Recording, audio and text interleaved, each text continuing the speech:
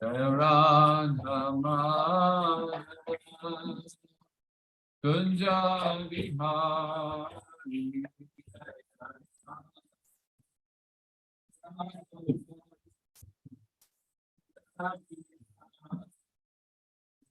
Jaya Radha Kunja Vihari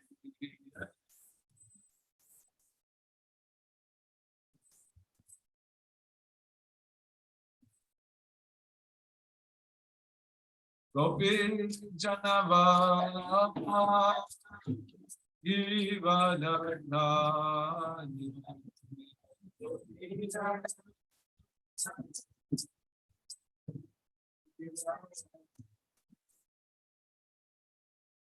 Gopi Janavara Ivadardhani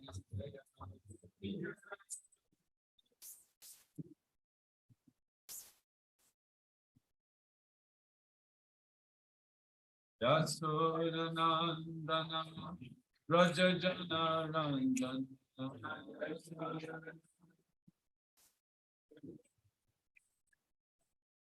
Yasodanandana Rajajana Ranjana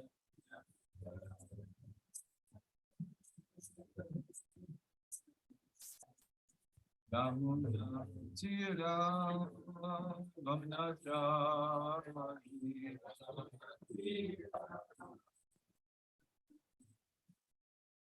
Damuna Tira Vamnachari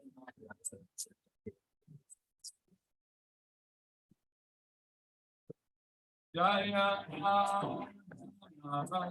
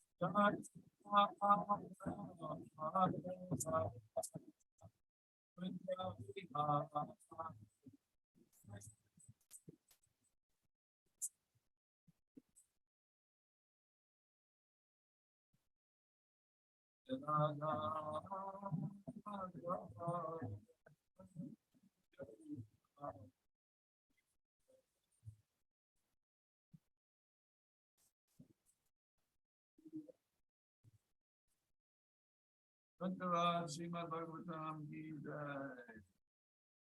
Srila Prabhupada ki jai. Shri Gauranitai ki jai. Shri Bhagavad Gita ki jai.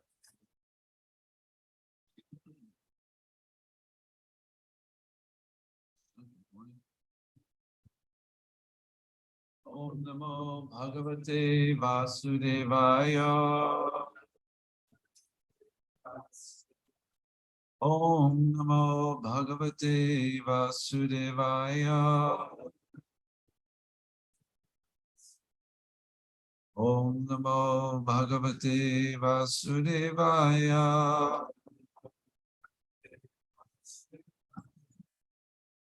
Today we are reading from 11th canto, and part of chapter 10, the middle part. There's a distinct change in conversation here.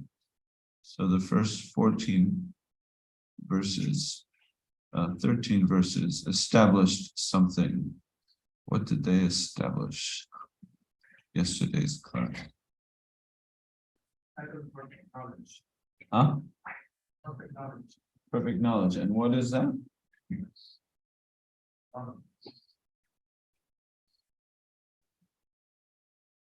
Somebody else behind you knows? Our activities. You know, how we if you're knowledgeable in something, then obviously your activities would be following that particular knowledge or that particular, just like if I believe I am this body, then everything I do is for the body. And if I believe I am not this body, I'm spirit, soul, I am a servant of Krishna, then everything I do would be for that goal. So that Krishna, and this is coming off of your study of the previous 3 or 4 chapters, where Krishna is giving 24, 25, 26 different gurus. Now, how did you like those? Did any of you take away like at least 1 or 2 that you really liked? Share them. Do you remember any of them? Itai? Go on. Remember the pigeon and the father pigeon and the mother pigeon, and father pigeon, especially the story, like when he's so attached, like that's his only source of shelter and happiness, and when they get caught in the net, he completely gets bewildered and he blanks out and falls into the same net. So, and that teaches us that guru, or that thing that happened, teaches us what? We should not be excessively affectionate to anything pertaining to this body. Like we should be affectionate, but not excessively, because that will create us heartburn and heartbreak. But, yeah. Heartburn too, yeah. Any other gurus of note that you took away? It's one of the most amazing sections of the Bhagavad Gita, and they're so nice to note because they're helping us. Don't be shy. Oh, yes. The young girl candles. Yes. She's crushing the deep rice, the servants and food, take them off. Yeah. Yeah, the more people we get together, the possibility of quarrel there is. Any more? Huh? Except that, bowls. Except the bowls, we should live with lots of them. Yes, yes. Pingala. What did that teach us? Fire culture was trying to track the man instead of us. Nobody would pay attention to them. And our frustration, but you know what, now it's starting to Yeah. take more attention. That one and the arrow maker were 2 very important ones, because they give rise to this focus. Because Pingala was focused that I need to make money, I need to attract persons to me. So she's out there and she's working, and maybe this person will satisfy me. Is there a joke that we can share? Something's very funny, but every person, every man going by, she was thinking, is this the person who's going to come and give me the money I need? It's that. And if we're like that, if we're thinking that there's going to be something over and over again, everything we try in a material way to satisfy ourselves, we'll be frustrated, as for whatever reason, nobody came to take her services that night. But then she realized, oh, I've put so much effort and so much focus and concentration, I've gotten nothing from it.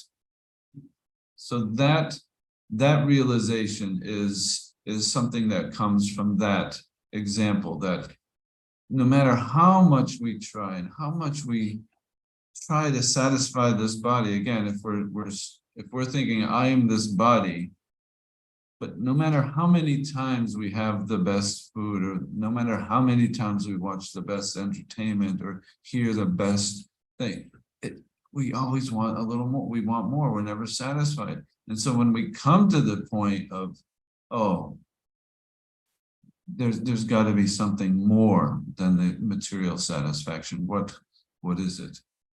And so, what were all the gurus really teaching us? What was the point of Krishna telling about the Avaduta Brahmana story?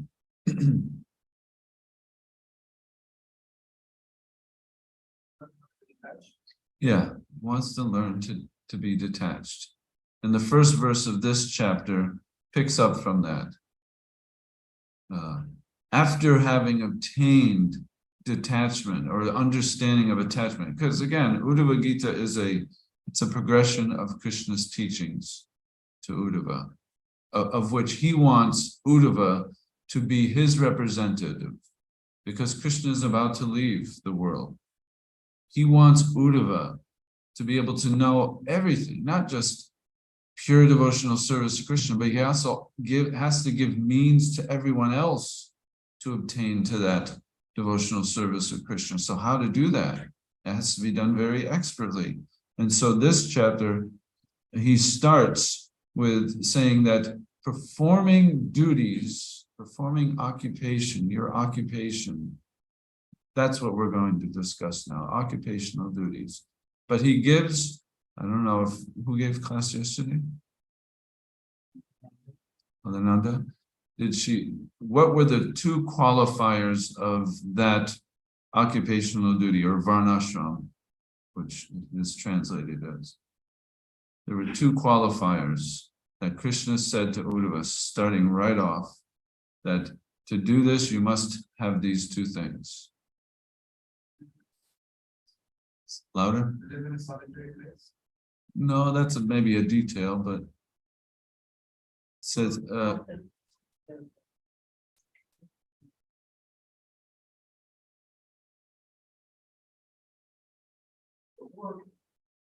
work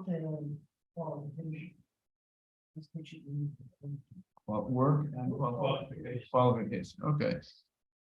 Let's go. Can we just jump to the Sanskrit of the first verse? I think it's Ashraya. What is it? The Sanskrit.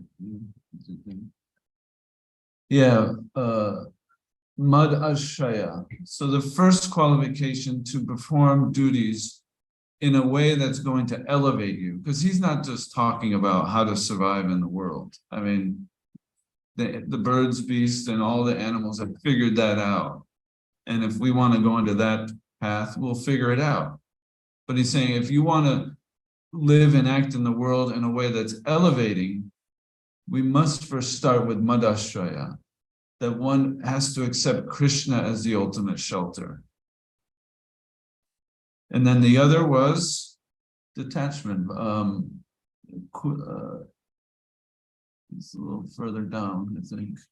Yeah, the archana, the conduct must be akama, free from desire. So that's what we just learned in the three previous verses. Here's how you become detached from the world. Understand these gurus are all around us teaching us detachment. What was the last guru?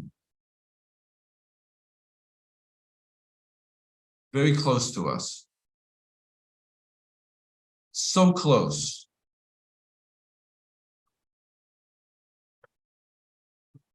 The body is our last guru. Now, what is the body teaching us?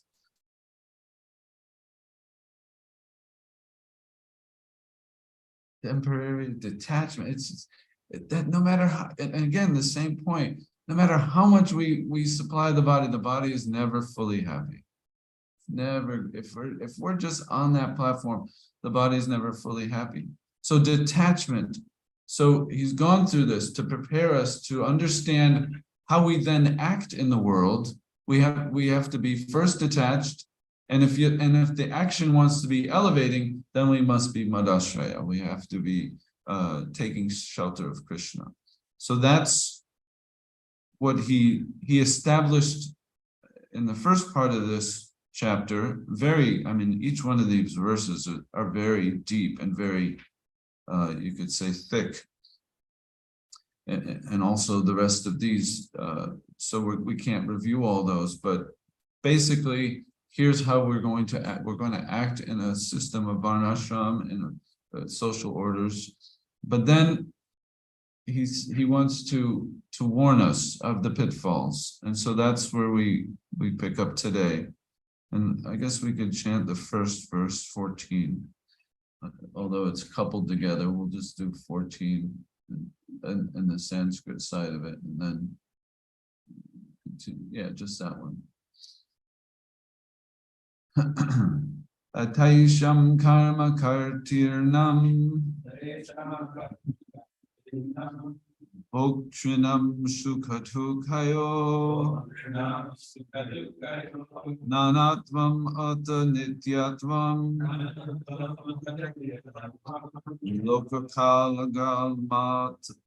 Loka kalagatmatmanam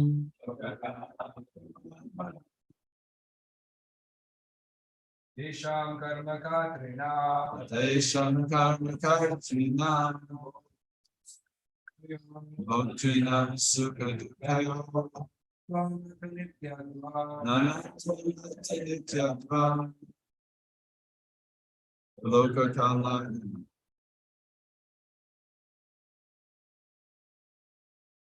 Tesham karma kartrina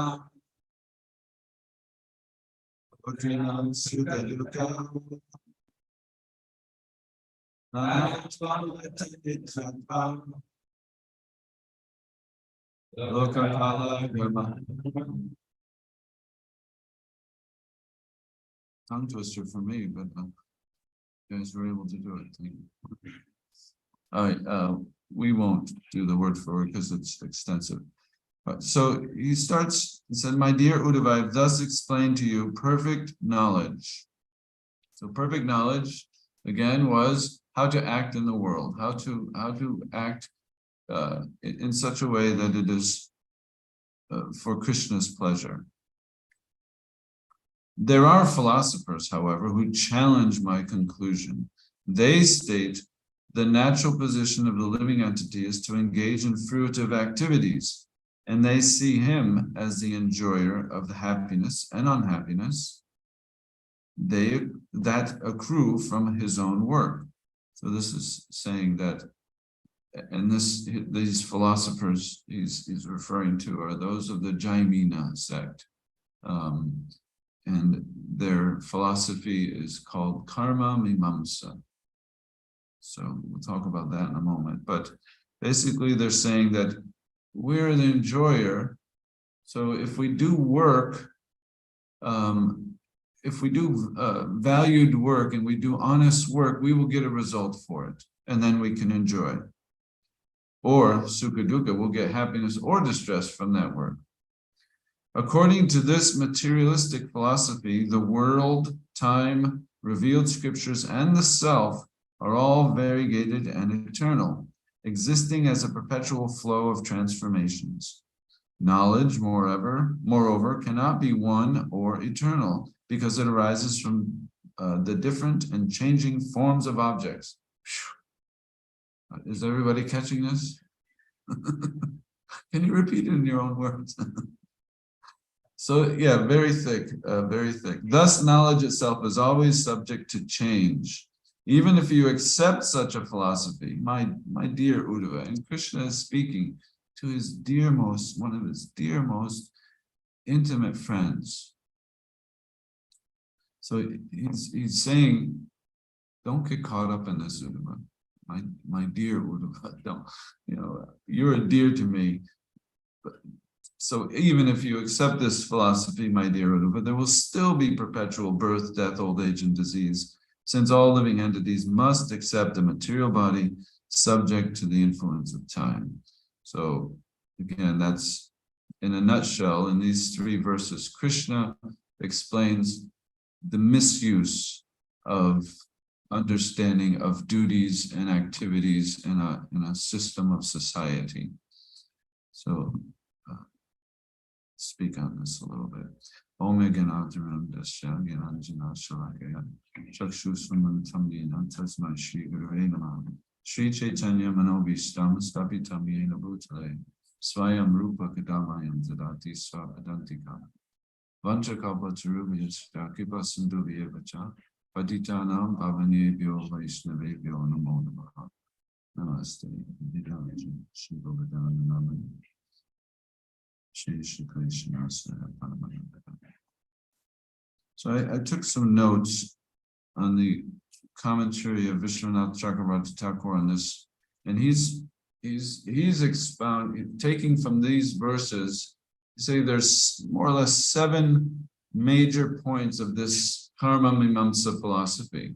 So karma mimamsa means, again, if you do as you sow, so shall you reap. That is a biblical, I believe, aphorism as well. So it's widespread, this philosophy. It's not just from the Jaimini side, but it's everywhere. And it's, we're getting that in our educational system too. From the very moment, it's like, when I was growing up, it didn't seem to be such a big deal, but more and more, like, they're trying to figure out, when can children start reading, when should, and they keep pushing the age back or earlier and earlier, and if they're not reading by the time they're 4 years old, then we got to put them into special ed or something. It's like, so there's a system that's trying to like really push people. And what is it for? If you, you could say the unspoken truth behind it all is, if you don't get an education, you're just going to be, and my father used to say, because at that time, back in the 70s, 60s and 70s, the worst desirable job at that time was pumping gas. That was in the days when nobody was allowed to touch the gas pump except an attendant. There was no such thing as self-serve gas. It was non-existent. And so the lowest job on the totem pole, even you could say even lower than the hot washers in the restaurants, was the gas pumper. Because all they had to know how to do is go click and pull the trigger. That's all they had to really know. So it was like considered like, and that was what my father, what are you going to do? Just pump gas for the rest of your life? So from the very beginning, we're told that you have to get an education. You got to go to the college. If you don't go to college, you're going to pump gas, or you're going to do something, that's not going to fulfill you, because they're thinking on the singular platform of the body and the body necessities and the bodily sense gratification. So, karma mamamsa is just that if you do duties, succinctly to this particular system, this varnashram system, if you do them exactly and perfectly, then you will enjoy. And not only enjoy in this life, but you will also enjoy in the next life. So it's quite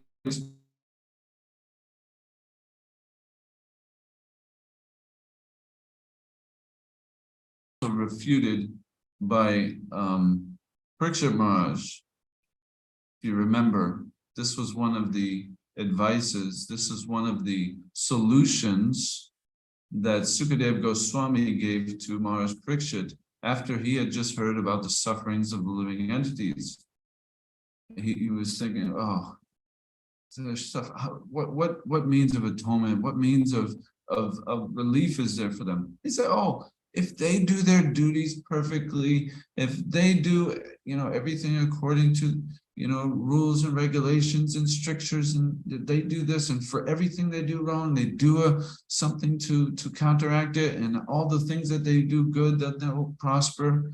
And Parikshit Maharaj said, this doesn't sound right. This doesn't sound the proper me. This doesn't, because to me, if I would see that, and that's exactly what Krishna is going to get to here with Uddhava, he's saying that this sounds to me that one will just be perpetually trapped in this system that I'll do this thing, I'll get this good result. If there's a bad result, I'll do this thing to relieve myself of this bad result. And therefore another good result or bad result will come and I will do this thing to counteract. And it's a constant activity. And one just get their minds and their whole activities just are focused and surrounding how to do good and how to avoid evil. And it's there's really no upliftment there. And so these 7 points, the first Jaimini or the first Karma Mamamsa tenet is that we have a right as living entities to enjoy. That's our right. Now, that's not too far off of the right of the living entity and also bhakti. That yes, we are enjoying spirit, we are Anandamaya, we are eternal pleasure seeking beings. Yes, we are eternally that. That is our nature. But here he's saying it's our right to do it even in every situation.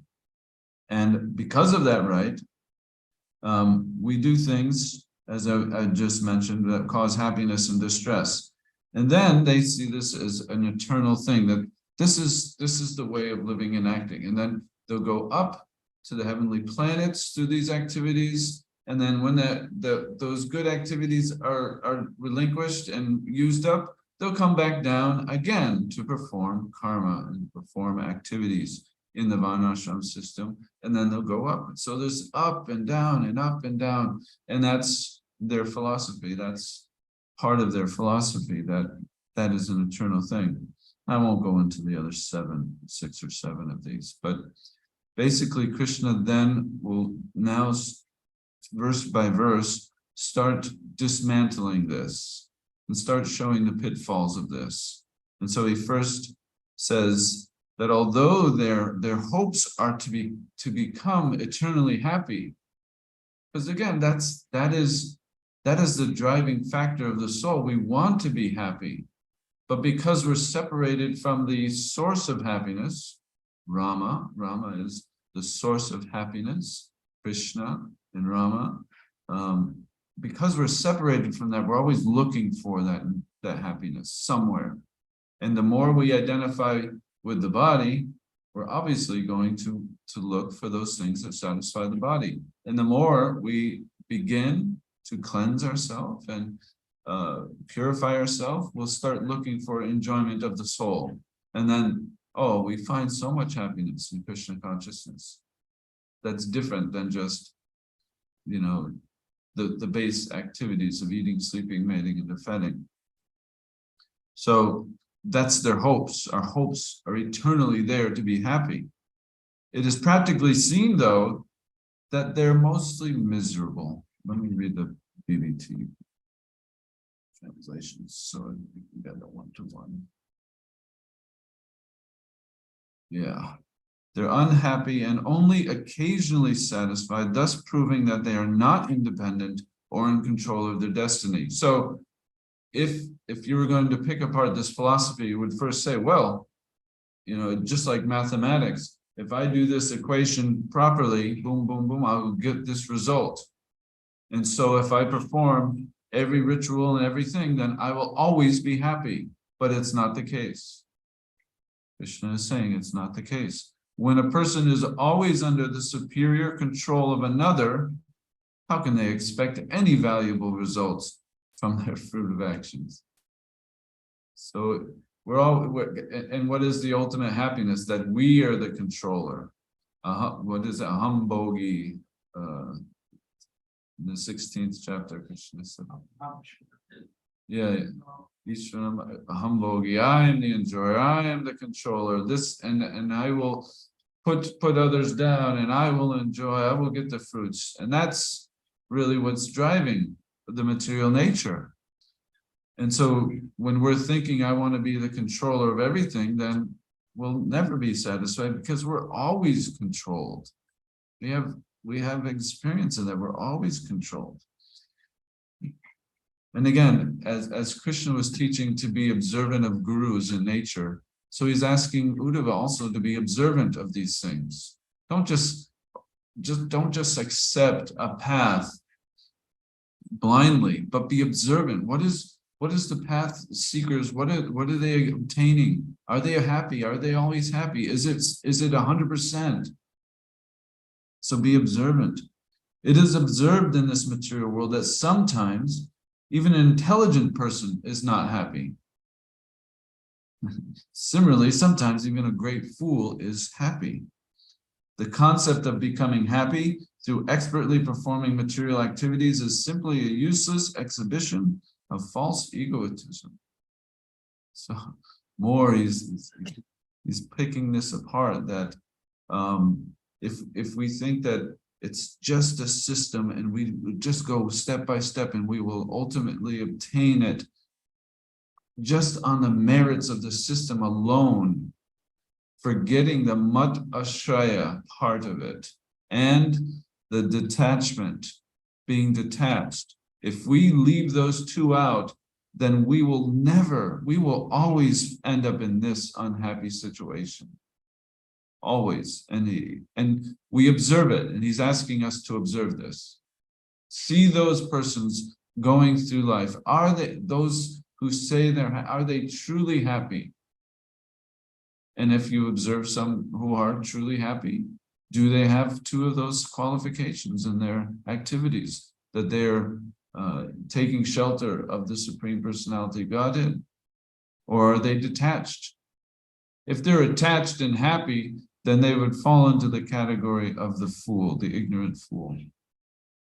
Because I think some of the next verses will go, even if people, okay, let's just say there are some pretty happy people out there who just have lots of money. Let's look at them. Even if people know how to achieve happiness and avoid unhappiness, they still do not know the process by which death will not be able to exert its power over them. So, okay, you're happy, you got your yachts, you got your buildings, you got your everything you want, but can you avoid death? Prabhupada would always tell that story of this very rich man, and he was going to plead the doctor, I will give you thousands and millions of dollars, just give me another year or two. Oh, I can't do that. Can't do that. So we are bound. And if we think we're not bound, if we think the happy people are not bound, and if the happy people think they're not bound, again, they fall in the category of ignorant. Death is not at all pleasing. And since everyone is exactly like a condemned man being led to the place of execution, what possible happiness can people derive from material objects or the gratification they provide? What's the example Prabhupada always gives of that? The animal waiting in the line, slaughter. Yeah, the animals in a slaughterhouse, they're in a line, they're given food, they're given like grains or they're given grass, and one's just entertainment. Oh my goodness. So, but just on the other side of the fence, there's a slaughtering happening, but this one is quite content. He's eating, he's eating his cud or the he has no idea. So it's not pleasing, and it's going to happen.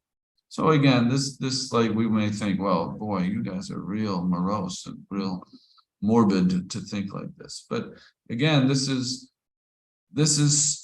specifically pointing at a system, and I will give us some hope here at the end here, but this is giving the system of this idea of just doing things for a good result, the karma mimamsa philosophers. Because we would have to ask them these questions. If they think that there is no God, there is no madashraya, and I don't need to be detached, and they're just in this. So how do we speak to them? You have to speak to them. Well, yeah, you may be doing great, you may have a great system to survive in this world, but can you avoid death? And what's going to happen then? They can't, and then a lot of them will smugly say, oh, it's part of life is death, And they'll need to get some other realization, either from within or without, to be able to speak to further. So he goes on to say the more about material happiness and its attempt, and it's just not able to fulfill. And then he goes into a kind of another topic of, okay, in the varnashram there's sacrifice and there's activities, and these are really meant to elevate ourselves, to elevate us. But even in those situations, so like we say, varnashram is there for society to grow. Again, it must have madashraya, must have shelter and dependence on Krishna, and it must be detached. But sometimes they'll just get stuck into it. And so here's how they get stuck. If one performs Vedic sacrifices and rituals without any mistake or contamination, meaning they're very paka, they're perfect, everything they do is exacting, and it's so perfect, one will achieve a heavenly situation in the next life. Success. I don't care about death anymore, because in my next life I will go to heaven. I'll be so wonderful there, and I'll do the same. I'll do more there. Actually, I'll have more fun there. But even this result, which is only achieved by perfect performance of fruitive rituals, so there's no chance of that happening in this time and age, maybe long ago. But even by perfect, they will be vanquished by time. So time again is the factor. The time I am, devourer of the world, Krishna says, kalos me. I will devour it all. By death will come. Time and tide wait for no man, and what's the other? As sure as death. If there's anything sure in this world, you could say, is the transit system sure? Well, it's about 80% sure. Okay, but the only real thing that's 100% sure is death. Oh, that's so morbid, huh? Boy, we are very morbid people. Now hear this, he says. Now hear this. If on earth one performs sacrifices for the satisfaction of demigods, they go to the heavenly planets, where just like a demigod, they can be just like a demigod. They can enjoy heavenly pleasures. They enjoy and they're earned all the pleasures they have earned by all that ritualistic activity. Having achieved the heavenly planets, that performer of ritualistic sacrifices travels in glowing airplanes, which they obtain as a result of their piety on earth, being glorified by songs sung by the Gandharvas and dressed in wonderfully charming clothes. They enjoy life surrounded by heavenly goddesses. So this sounds really nice now. Sounds really good. Accompanied by heavenly women or men, they enjoy the fruits of their sacrifice, and they go on pleasure rides and wonderful airplanes. Sounds just like the real rich, the 1% of this. They can go anywhere. They go to Bermuda. They can go wherever they want to go, Bali or where do you sign up for this? Yeah, and we're decorated with tinkling bells. That's better than first class. You never see like an airplane in gold and tinkling bells on it. It's just like, you get first class, you get a little place to lay down, but being relaxed, comfortable, and happy in the heavenly pleasure gardens, they do not consider that he is exhausting the fruits of their piety and will soon fall back down to the mortal world. So as Krishna says, from the highest planet to the lowest planet, there's a place of birth and death. You cannot avoid it, no matter what. But if we think that let's just stay on this, what is a gerbil wheel, we're just going to keep going on the wheel and I'll go up. Yeah, I'm going to go down. I'm just going to accept this. Then again, you're going to accept as the sukha and the dukkha. You're going to accept also the unhappiness. And finally, the last verse. Until the pious results are used up, the performer of sacrifice enjoys life in heavenly planets. When the pious results are exhausted, however, he falls down from the pleasure gardens of heaven, being moved against his desire by the force of eternal time. So that's the kicker there. That Krishna is explaining, Uddhava, this is the varnashram system. But if you take this without madashraya and without being detached, and again, there was a whole slew of ways that Krishna just told us how to be detached, seeing everything, and starting with the body, with the Pingala, with the ocean, with the moon, with the sun, with the waves, with the seasons, everything, all those things are teaching us detachment. If we don't attain that, then we will fall into this. So he's warning that, because this varnashram. Could you jump for me? Are you able to jump? First canto, second chapter. Let's start at 6 or 7. Vasudevi Bhagavati, I think. Or Dharma Project 7. You can just do the translations. We'll go through a few of them. Start at 6. Yes, the supreme occupational dharma for all. So here's the dharma. Dharma is the occupational duties, doing those activities in a dharmic way, in a systematic way, is by which one can attain to loving devotional service to the transcendent Lord. So what is that? What is attaining? That is mat ashraya, the same opening line of Krishna in this chapter. Mat ashraya, be taking shelter of Krishna. We can attain that occupational duty if we take shelter of Krishna. Such devotional service must be unmotivated, and so the unmotivated is the detachment part of it, being detached. Next verse. By doing that devotional service to Krishna, one immediately acquires causeless knowledge and detachment from the world. So perpetually one will be in knowledge, on understanding all of those things that we're trying to grasp here from the Uddhava Gita by performing devotional service. We don't have to follow.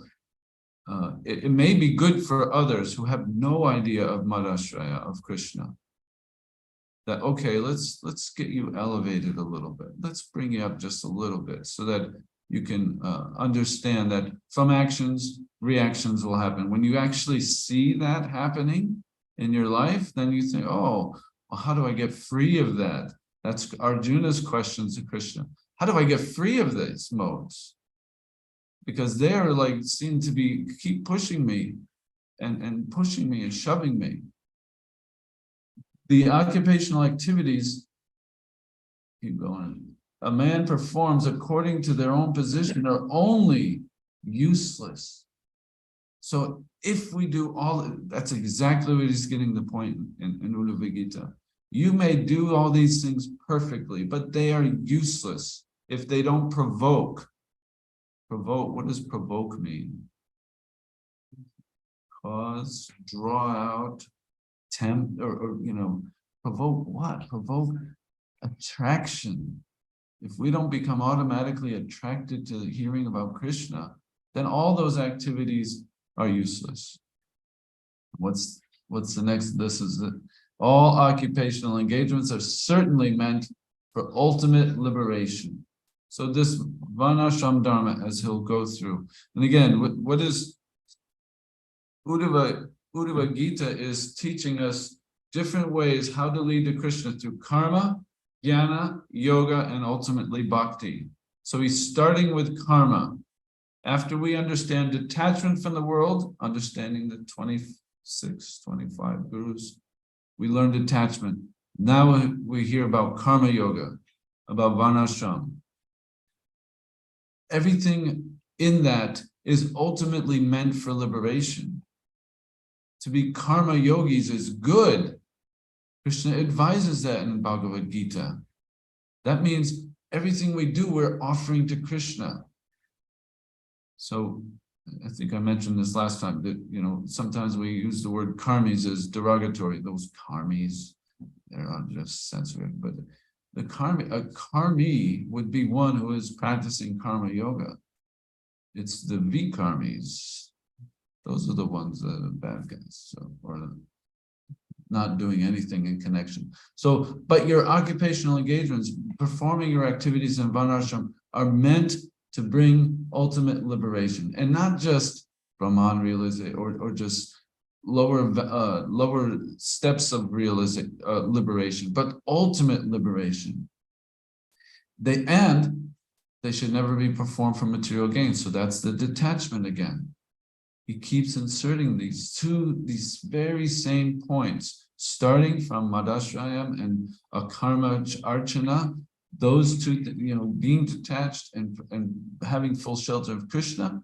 And then furthermore, one who is engaged in the ultimate occupational service should never use material gain to cultivate sense gratification. So that's really important. I think we won't look at the purport, but Prabhupada says something about that once we start seeing our occupational duties give us fruit, we always have that choice. Am I going to use this fruit for Krishna service? Or maybe I'll start using it for my sense of God. And once we get into that, it can start getting clouded again. So all activities, ahoitakiya pratinitas, to give to Krishna. So how do we kind of put this into perspective for our because this is very philosophical. We think, oh yeah, well, I'm not doing this anyway. What is all this for me? So we a group of friends last week, and we sang something, or we studied one of these songs by Bhaktivinoda Thakur that kind of gives us you could say the key to how to get free of this, because we are on the path of bhakti, and this Uddhava Gita will come to that conclusion. The karma yoga ultimately is only successful with bhakti. Jnana yoga is only successful with bhakti. Mysticism yoga is only perfected with bhakti. So bhakti is the ultimate goal and the ultimate focus of the devotee. So how do we get there?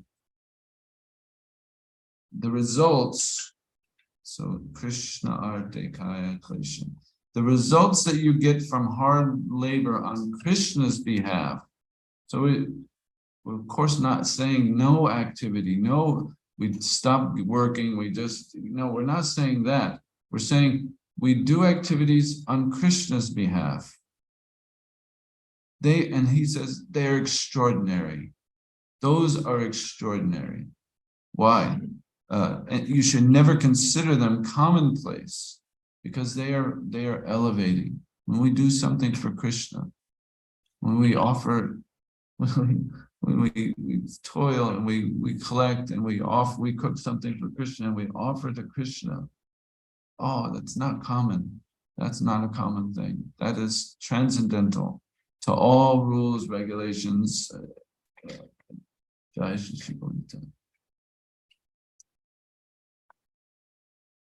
However, if such service turns into an unnecessary, difficult austerity, then it becomes an obstacle to our devotion. So this is a fine line of how Prabhupada expertly would give us our devotional activities. Yes, we have so many things we could be, strictuals, so many things in the Vedas that say, do this, don't do this, do this, don't. But he is saying, be practicing very simple bhakti. And that's what Bhaktivinoda gives the ultimate conclusion. He says, Bhakti sajjana tattva.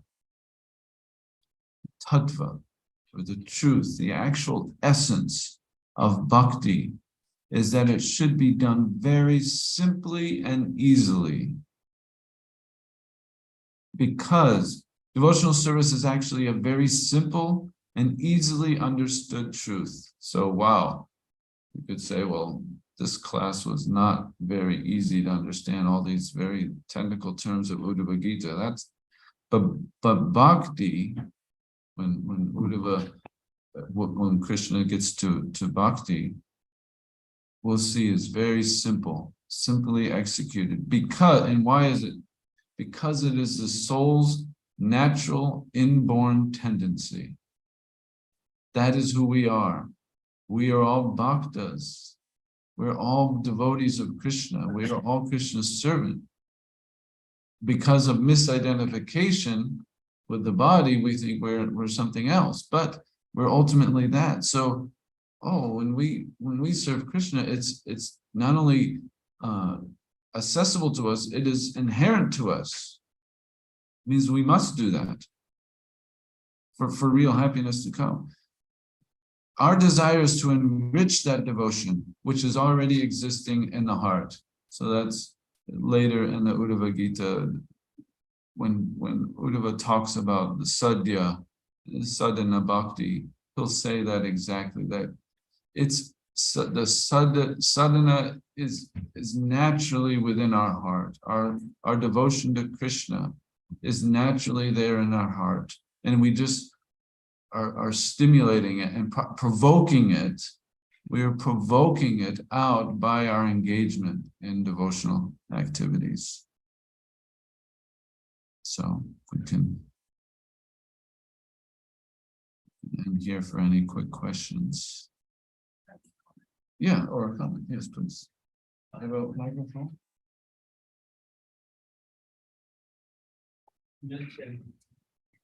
You mentioned Srila Bhaktivinoda Thakur. So he gives, interestingly enough, he gives a warning about the neglect of Varnashram from his Varnashram and Vaidhi Bhakti by Bhaktivinoda Thakur. It's a little, I'll try to read it fast because it's a little, but it's by the time, at the translation of a verse, at the time of practicing sadhana bhakti, as long as there's material desire within the heart, one should remain within the confines of the Varnashram system.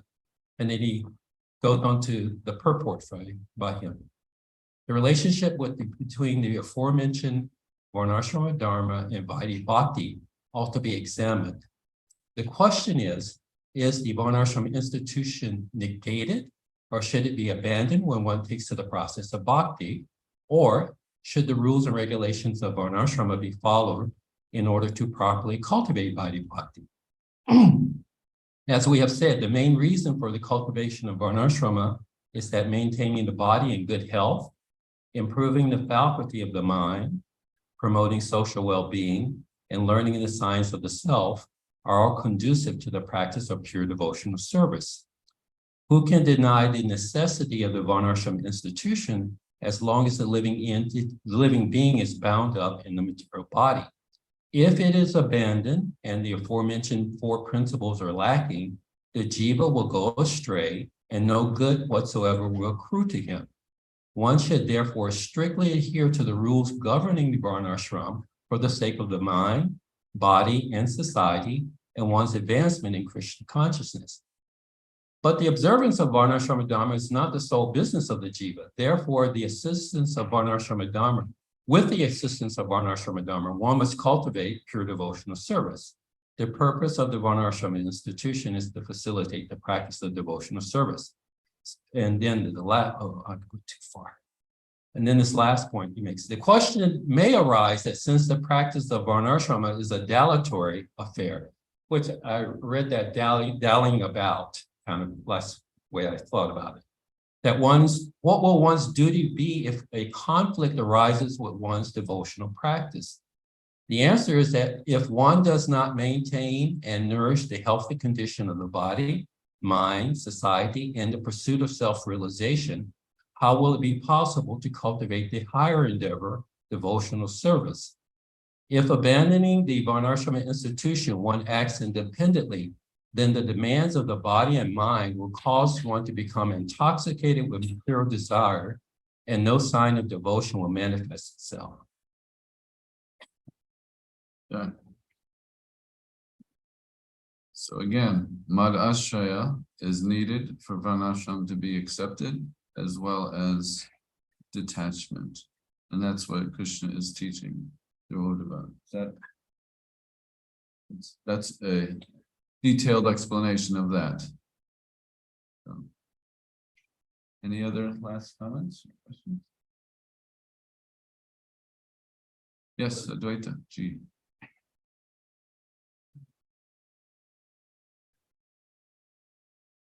Thank you very much. I just want to appreciate you highlighting the principle of Madhashraya.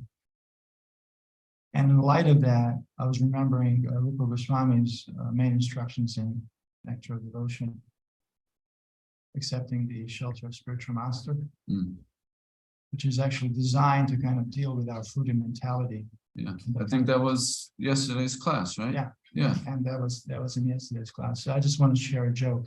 Okay, good. How do you make Krishna laugh? Tell him about your plans. Yeah. There you go. We will end on a joke note. Hare Krishna.